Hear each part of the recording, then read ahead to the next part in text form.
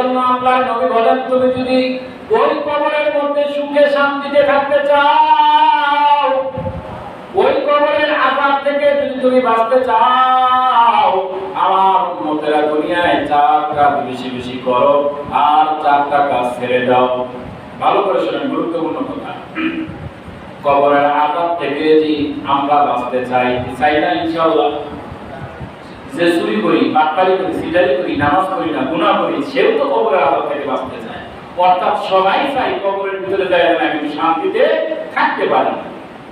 এখন এইটাকে তো আমলে পরিণত করে আর কেউ করে না, কিন্তু বাস্তবতা আমরা কেউ চাই না কবরে যায় কষ্টে থাকি। আল্লাহর নবী বলেন, আমার উম্মতেরা শোনো, যেই ব্যক্তি 4 কাজ বেশি বেশি করবে আর 4 কাজ ছেড়ে দিবে, এই ব্যক্তি কবরের মধ্যে যে শান্তিতে থাকবে, কবরের মধ্যে তার কোনো আযাব হবে না। তাহলে 4টা কাজ বেশি করব আর 4টা কাজ কি করব? ছাড়ব। তাহলে বেশি করতে 4টা কাজ করব, সেটা জানাবেন। আল্লাহর নবী বলেন, আমার উম্মতেরা কবরের আযাব থেকে বেঁচে কবরে যদি শান্তিমতো থাকতে চাও, তাহলে তোমাকে প্রথম যে কাজটি করতে হবে সেই কাজটি হলো নামাজের প্রতি পুরোপুরি যত্নবান হওয়া লাগবে। নামাজের প্রতি যদি যত্নবান হতাম, তাহলে জুমায় যে মুসল্লি, ফজরে ওই মুসল্লি হইত। ঠিক না? কথা বল না, ঠিক না? আমাদের জন্য কি আল্লাহ খালি জুমা ফরজ করছে আর ফজর বাদ দিয়েছে? জুমা তো সপ্তাহে একদিন আসে আর ফজর আসে প্রতিদিন। তো ফজরের সময় তো আমরা ঘুম থেকে উঠতে পাই না, উঠতে পারিও না। কেন পারবো না বলেন? কোন এক বুজুর্গ বলেন, সুবহ কি হাওয়া হাজার বিমারিও কি দাওয়া। কথাটা বুঝতে পারছেন? সুবহ কি হাওয়া হাজার বিমারিও কি দাওয়া। অর্থাৎ ফজরের যে নিঃশ্বাস, যে বাতাস, যে অক্সিজেন, এটা মুমিন মুসলমানের জন্য, মানুষের জন্য হাজার বিমার, অর্থাৎ হাজার অসুস্থ আর অসুখের সেবা দেওয়া ফজরের সেই বাতাসটা। দেখবেন কোথাও বাতাস নাই, ফজরের আযানের পরে গাছের পাতা বিড়ি করে নড়তেছে, আর বাতাসটা যখন দেহের মধ্যে লাগে, এই বাতাসটা কত শান্তিময় বাতাসটা হয়। এটা 2 রকমের বর্ণনা আছে। এক রকমের বর্ণনা আছে, আল্লাহ তাআলা জান্নাত থেকে ফজরের সময় একটা হাওয়া ছাড়ে। ফজরের যে বাতাসটা, এটা জান্নাতি বাতাস। এটা যদি কারোর গায়ে লাগে, শরীরে লাগে, তাহলে তার শরীর সুস্থ থাকে। সুবহানাল্লাহ বলবেন। আর 2 নম্বরে যারা মুনাফিক, তারা ফজরের সময় ঘুম থেকে উঠে ফজরের জামাতে আসতে পারে না। আপনারা আমার মাইন্ড করেন না, হাদিসে এইভাবে আসছে। অনেক সময় শরীর দুর্বল থাকে, অসুস্থ থাকি, মাজুর থাকি, ফজরে আসতে পারি না, এটা আলাদা বিষয়। তো রাসূলকে প্রশ্ন করা হলো, রাসূল ফজরের বাতাসটা এত বৃষ্টি কেন? তো আল্লাহ রাসূল বলেন, ফজরের বাতাসে মুনাফিকদের নিঃশ্বাস নিঃসৃত থাকে না। যেই কয়টা লোক ফজরে জামাতে আসে, এই কয়টাই মুমিন। ঠিক না? এই কথা ঠিক না? ফজরের আযানে যে ঘুম আসে, ঘুমকে হারাম করে দিয়ে, ঘুমকে লাথি মেরে, শয়তানকে লাথি মেরে দিয়ে ফজরের আযান শুনে এই যে জামাতে সে উদ্রিকে আল্লাহ তাআলা কুদরতি পায় করলো, এরা কি কোনোদিন অমুসলিম হইতে পারে? এটা মুনাফিক হইতে পারে? এরা মুসলিম। তো আল্লাহ রাসূল বললেন যে ফজরের নিঃশ্বাস এটা মুমিনের নিঃশ্বাস। এই জন্য ফজরের বাতাসটা এত বৃষ্টি স্নায়ুদায়ক, এটা শরীরে লাগলে মানুষের শরীর সুস্থ থাকে। এই জন্য আমার ভাইরা, ফজরের নামাজ পড়লাম না, আসরের নামাজ পড়লাম না, সুবিধাবাদী 2 তো নামাজ পড়লাম, এটা তো নামাজের যত্নবান হওয়া বলে না। ইন্না সালাতা কানাত আলাল মুমিনিনা কিতাবান মাওকুতা। আল্লাহ রাব্বুল আলামিন বলেন, হে মুমিন, তোমার উপরে তো আমি নির্দিষ্ট সময়ে নামাজ ফরজ করেছি, নির্দিষ্ট সময়ে তুমি নামাজটা আদায় করো। আল্লাহ রাসূল বলেন, আমার উম্মতেরা কবরের আযাব থেকে যদি তুমি বাঁচতে চাও, 4টি কাজ তুমি বেশি বেশি করো। এর মধ্যে 1 নম্বরে 5 ওয়াক্ত নামাজ জামাতের সাথে যত্ন সহকারে পড়ার চেষ্টা করো। দেখেন, নামাজ যদি আমরা পড়ি তো লাভ তো আমাদেরই হবে। আল্লাহ তাআলা কি লাভ আছে এখানে বলেন? লাভটা কেমন? সুবহানাল্লাহ। বুখারী শরীফের একটা হাদিস আছে, আমরা শুনছি না ভাই? বুখারী শরীফের হাদিস, এই বুখারী শরীফের হাদিসে 629 নম্বর হাদিস মুখস্থ রাখেন। বুখারী শরীফে 629 নম্বর হাদিস। আন আবু হুরায়রা রাদিয়াল্লাহু তাআলা আনহু قال ক্বালা রাসূলুল্লাহ সাল্লাল্লাহু আলাইহি ওয়াসাল্লাম মান কাদা ইলাল মাসজিদ আরাআ আ'আদাল্লাহু লাহু নাযালাহু মিনাল জান্নাহ কুল্লামা কাদা আওরাহা। সুবহানাল্লাহ। সবাই তো সুবহানাল্লাহ বলি না, এটা আবার কোন সমস্যা? সবাই বলেন একটু সুবহানাল্লাহ। মান কাদা ইলাল মাসজিদ, হযরত আবু হুরায়রা রাদিয়াল্লাহু তাআলা আনহু বলেন, ও দুনিয়ার লোকেরা, আমি আমার নবীর মুখে শুনেছি, আমার নবী আমাকে জানায়া দিয়েছেন, আবু হুরায়রা আমার উম্মতের কাছে এই মেসেজটা তুমি পৌঁছে দাও। মান কাদা ইলাল মাসজিদ আরাহা, যেই ব্যক্তি আমার উম্মতের মধ্যে, যেই ব্যক্তি নামাজ পড়ার জন্য মসজিদে আগমন করে, মান কাদা ইলাল মাসজিদ আরাহা, নামাজের জন্য আমার যে উম্মত যতবার মসজিদে আগমন করবে, যতবার নামাজের জন্য মসজিদে আগমন করবে, কি করবে? নামাজের জন্য মসজিদে যতবার আমরা আগমন করব, আমাদের জন্য সুসংবাদ দিচ্ছেন নবীজি। আ'আদাল্লাহু নাযালাহু মিনাল জান্নাহ কুল্লামা কাদা আওরাহা, আল্লাহর রাসূল বলে, আমার উম্মত রে, নামাজের জন্য যতবার তুমি মসজিদে আসবা, ততবার আ'আদাল্লাহু লাহু নাযালাহু মিনাল জান্নাহ, জান্নাতের ভিতরে আল্লাহ ততবার তোমার মেহমানদারির ব্যবস্থা করবে। সুবহানাল্লাহ, সুবহানাল্লাহ। আ'আদাল্লাহু লাহু নাযালাহু মিনাল জান্নাহ, তুমি যতবার নামাজের জন্য মসজিদে আসবা, আল্লাহ ততবার জান্নাতে তোমার মেহমানদারি করবে। সুবহানাল্লাহ। বুখারী শরীফে কত নম্বর হাদিস ভুলে গেছেন? 629 নম্বর হাদিস। হাদিসের রাবী হলো হযরত আবু হুরায়রা।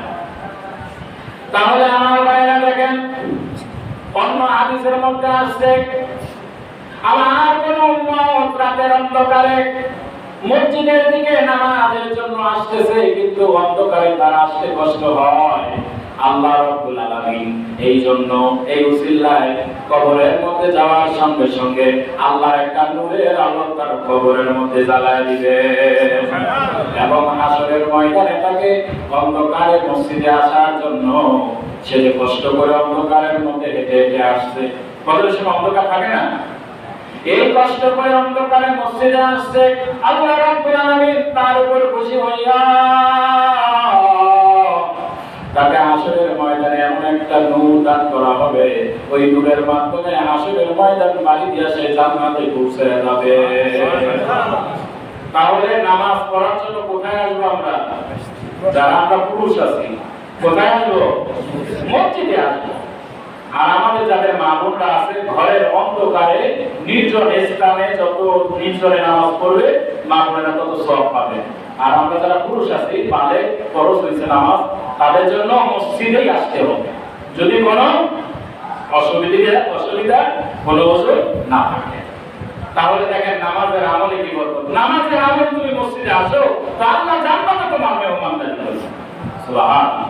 আল্লাহর নবী বলেন, 4 কাজ বেশি করো, 4 কাজ ছাড়ো, তাহলে কবরের মধ্যে শান্তি মতে তুমি ঘুমাইতে পারবা, কবরের আযাব থেকে বাঁচতে পারবা। 2 নাম্বার হলো, আমার উম্মতেরা, দুনিয়ায় যেই কয়দিন থাকবা, বেশি বেশি তুমি আল্লাহর জন্য আল্লাহর রাস্তায় মুক্ত হস্তে দান করবা। মুক্ত হস্তে দান সদকা বেশি বেশি করবা। কারণ কি? দান সদকা এটা আল্লাহ তাআলার ক্রোধকে দমন করে দেয়। কি করে? আমাদের বিভিন্ন বদ আমলের কারণে, বিভিন্ন উল্টা পাল্টা করার কারণে আল্লাহ আমাদের উপর নারাজ হতে পারে না ভাই? কথা বলেন, নারাজ হতে পারে না? উল্টা পাল্টা আমাদের দ্বারা হয়, আমাদের দ্বারা হবে, এটা নবীজি বলে গেছেন। কুল্লু বানি আদম খাত্তাউন, খায়রুল খাত্তাউনা আত-তাওয়াবুন। নবীজি বলেন, প্রত্যেকটা বনি আদম গুনাহগার, আর উত্তম গুনাহগার ওই ব্যক্তি যে গুনাহ করার পর আল্লাহর কাছে তওবা করে।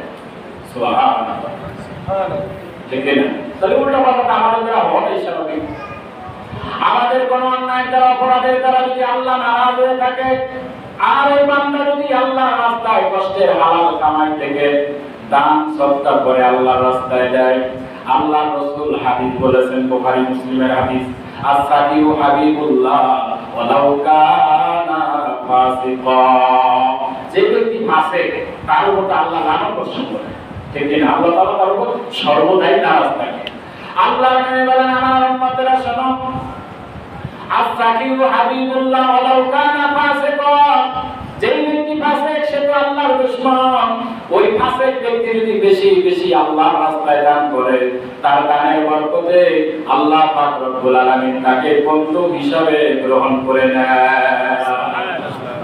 আস-সাকিউ হাবিবুল্লাহ, হাবিবুল্লাহ মানে বন্ধু, ভালোবাসা, মহব্বত দানের মাধ্যমে আল্লাহ তাআলা মানুষের আল্লাহ তাআলা যে মানুষের উপর নারাজ হয়ে থাকে সেটা দমন হয়ে যায়। দানের সদকার মাধ্যমে আল্লাহ মানুষকে বন্ধু হিসেবে কবুল করে নেয়। সুবহানাল্লাহ। কারণ ইচ্ছে করলে যদি একটা নামাজ পড়া যায় এটা কোনো কষ্টের ব্যাপার না, কিন্তু ইচ্ছে করলে পকেট থেকে কিছু টাকা পয়সা বের করে আল্লাহর ঘরে দ্বীনি রাস্তায় দেওয়া, এটা আল্লাহর তৌফিক ছাড়া সম্ভব না। ঠিক না? বেলাইনে বেজাগায় আমরা অনেক সময় অনেক কিছু দিই, কিন্তু আল্লাহ করে অনেক সময় সময় হয়। আমার ভাইয়েরা, 3 নাম্বার আমল হলো বেশি বেশি আল্লাহর রাসূল বলেন তোমরা আল্লাহর কোরআন শরীফ তেলাওয়াত করো।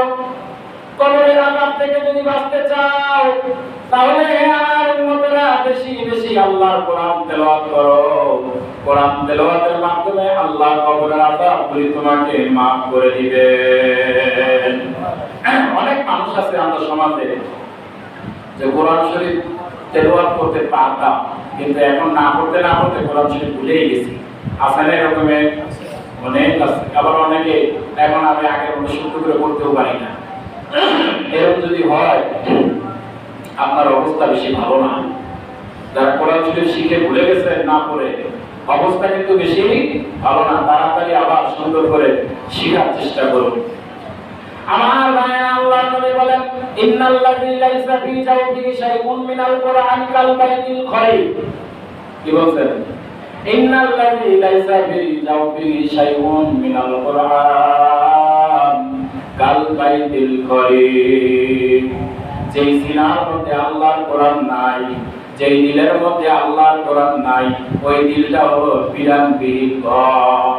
বিরানবিহীন ঘর হাদিসে আসছে, তার মানে হলো পরিত্যক্ত কিছু বাড়ি আছে, ঘর আছে, দেখবেন যে ঘর বানাইছে এই মাঠ জঙ্গলের মধ্যে ঘর পড়ে আছে, মানুষ বসবাস করে না, বছরের পর বছর রয়েছে। এক সময় দেখা যায় ওই ঘরের মধ্যে এই জিন শয়তান, পেট শয়তান এগুলিতে বসবাস করে। কি করে না? আল্লাহর নবী বলেন ইন্নাল্লাযী লাইসা ফী জাওফিহি শাইউন মিনাল কুরআন কাল বাইতিল খরিব। ঠিক যেই দিলের মধ্যে, যেই দিল নামের ঘরের মধ্যে আল্লাহর কোরআন নাই, কোরআনের মহব্বত নাই, কোরআনের তেলাওয়াত নাই, নবীজি ডাক দিয়ে বলেন ওই দিলটাও শয়তান বসবাস করার ঘর হয়ে যায়। কাল বাইতিল খরিব, বিরানবিহীন, অর্থাৎ ওই যে বাড়ির মধ্যে মানুষ বসবাস করে না, কয়দিন করে শয়তান বসবাস করে। যেই দিলের মধ্যে আল্লাহর কোরআন ওই দিলের মধ্যে আল্লাহর রহমত থাকে না, ওখানেও ইবলিসের ওয়াসওয়াসা বাস করা শুরু করে দেয়। কথা ঠিক আছে? আর 4 নাম্বার আমল হলো বেশি বেশি তাসবিহ তাহলিল করা। সব সময় যখন বসে আছি সুবহানাল্লাহ, আলহামদুলিল্লাহ, আল্লাহু আকবার বলা যায় না ভাই? কি যায় কিনা? আল্লাহ পাক রব্বুল আলামিন বলেন সাব্বাহা লিল্লাহি মা ফিস সামাওয়াতি ওয়াল আরদ। এই আসমান আর জমিনের মধ্যে যা কিছু আছে ওয়াল আসিসুল হাকীম, সবকিছুই আমি আল্লাহ তাআলার তাসবিহ তাহলিল করতেছে। সুবহানাল্লাহ। গাছের পাতা যতক্ষণ তরতাজা থাকে ওই পাতা আল্লাহ আল্লাহ জিকির করতে থাকে। নবীজি বলেন পাতা যখন শুকায়া পড়িয়া যায় তখন জিকির বন্ধ হয়ে যায়। একটা মানুষ যখন তার কাপড়টাকে পরিষ্কার পরিচ্ছন্ন পুত পবিত্র বানায় গায়ে দেয়, যতক্ষণ পর্যন্ত কাপড়টা পরিষ্কার পরিচ্ছন্ন থাকে এই কাপড়টা আল্লাহর জিকির করে। একটা মানুষ যখন এই কাপড়টা ময়লা হয়ে যায় জিকিরটা বন্ধ হয়ে যায়। মানুষ যখন সুন্নত তরিকা মানিয়া বিসমিল্লাহ আলহামদুলিল্লাহ বলিয়া খানা খায়, এই খানাটা পেটের মধ্যে যায়, যতক্ষণ হজম না হয় ততক্ষণ এই খানাটা আল্লাহর জিকির করে। নবীজি বলেন নদীর মধ্যে পানির জোয়ার যখন যায় ওই জোয়ারও আল্লাহর জিকির করে, যখন পাটা লাগে জিকির বন্ধ হয়ে যায়। এই জন্য আল্লাহ বলেন সাব্বাহা লিল্লাহি মা ফিস সামাওয়াতি ওয়া মা ফিল আরদ যখন আসমান আর জমিনের মধ্যে যা আছে সবকিছুই আল্লাহ তাআলার জিকির আজকার তাসবিহ তাহলিল করতেছে। আমরা জানি ইউনূস পয়গম্বর তিনি মাছের পেটের মধ্যে গিয়েছিল না, মাছের পেটে খাইছিল। মাছ খাওয়ার পরে সে 40 দিন মাছের পেটের মধ্যে সাগরের অথই পানির তলে সে অবস্থান করছিল। 40 দিন পরে আল্লাহ তাকে মাছের পেট থেকে বের করে নিয়ে আসছেন দুনিয়ার বুকে। উনি যখন বের হয়ে আসছেন, অনেক ইতিহাস লম্বা ঘটনা, তো উনি আল্লাহর কাছে একটা প্রশ্ন করছে, আল্লাহ আমি যখন মাছের পেটের মধ্যে ছিলাম এই মাছের পেটটাকে একটা আয়নার গ্লাসের মতো আল্লাহ তাআলা বানায় দিয়েছিল। সুবহানাল্লাহ বলুন না।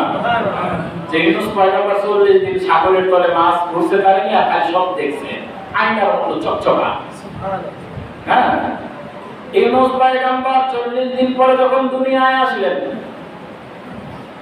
আসার পরে আল্লাহরে ডাক দিয়ে আল্লাহ সাগরের গভীর পানির তলে কোন কোন তাফসীরের কিতাবের মধ্যে আসছে ইউনূস পয়গম্বর সাগরের 6000 লক্ষ ফিট পানির তলে অবস্থান করেছিলেন। কয় হাজার?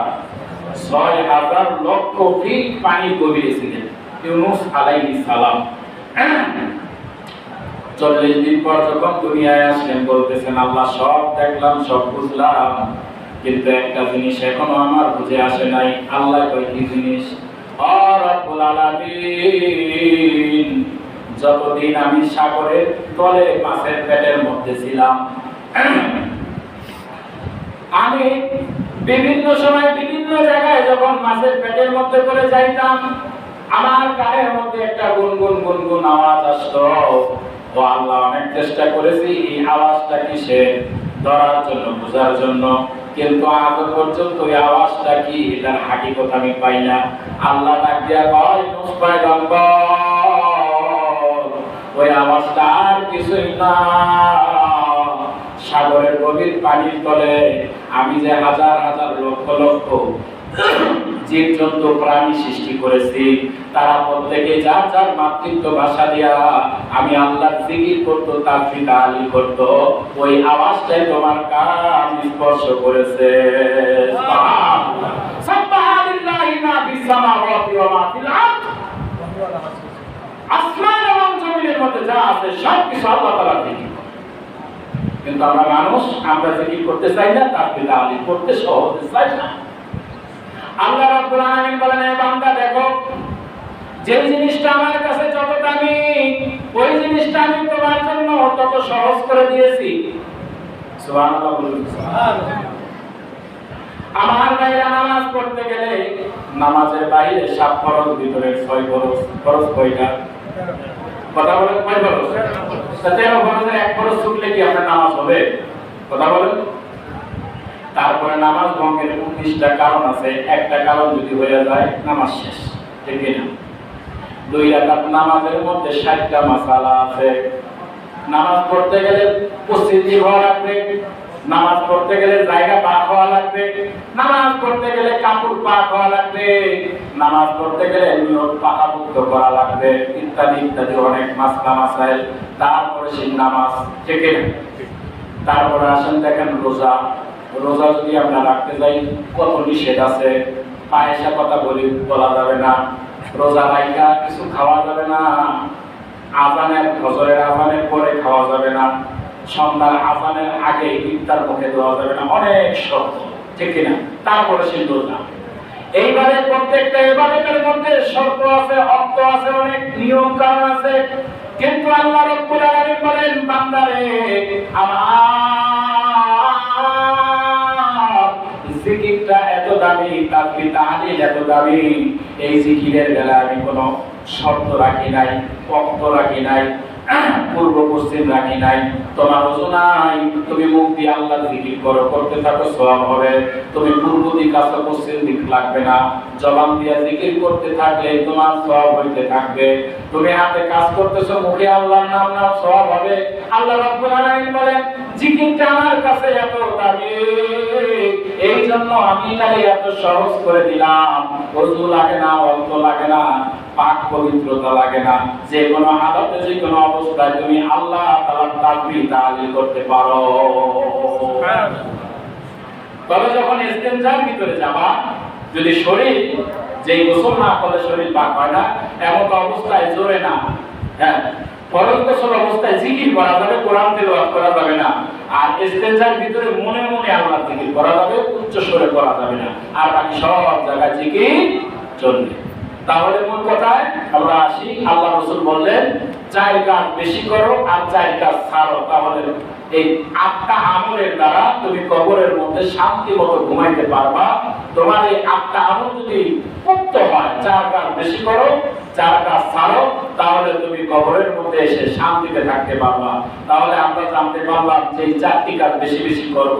সেটি হলো 1 নম্বরে নামাজ যত্ন সহকারে পড়া, 2 নম্বরে দান সদকা বেশি বেশি করা, 3 নম্বরে কোরআনের পাকের তেলাওয়াত করা, আর 4 নম্বরে কি জিকির আজকার তাসবিহ তাহলিল বেশি বেশি করা।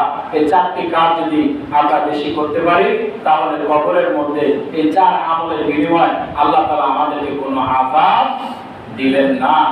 আর যে 4টি কাজ আমরা সারব, আজকে তো সময় নাই, ইনশাআল্লাহ আগামী সময় যে গুরুত্বপূর্ণ 4টি কাজ, এটি আমাদের আমল আখলাক সব ধ্বংস করে দিতেছে। এই 4টি কাজ আমাদের অনেকের ভিতরে আছে, হয়তো না জানার কারণে আমাদের হয়ে যায়। এই 4টা জিনিস আমাদের প্রত্যেকের জানা দরকার, জানা দরকার না? আল্লাহ তাআলা যদি হায়াতে বাঁচায় রাখে, ইনশাআল্লাহ এই আমল সম্পর্কে আরো গুরুত্বপূর্ণ আলোচনা আগামী সময় ইনশাআল্লাহ হবে। আপনারা একটু আগে আগে আসার চেষ্টা করবেন। আল্লাহ পাক রব্বুল আলামিন আমাদেরকে মুহররম মাসে আমলের মাধ্যমে পুরো পবিত্র অবস্থায় যেন আমরা এই মাসটাকে বরণ করতে পারি, মাসটাকে কাটাইতে পারি। আল্লাহ পাক আমাদের সকলকে 5 ওয়াক্ত নামাজ জামাতের সাথে সহি শুদ্ধভাবে আল্লাহর উপর তাওয়াক্কুল করে আদায় করার তৌফিক দান করুন। আমিন। ওয়া আখির দাওয়ানা আলহামদুলিল্লাহি রাব্বিল আলামিন। যারা পড়েন 4 রাকাত কাজে জমা করে নেন।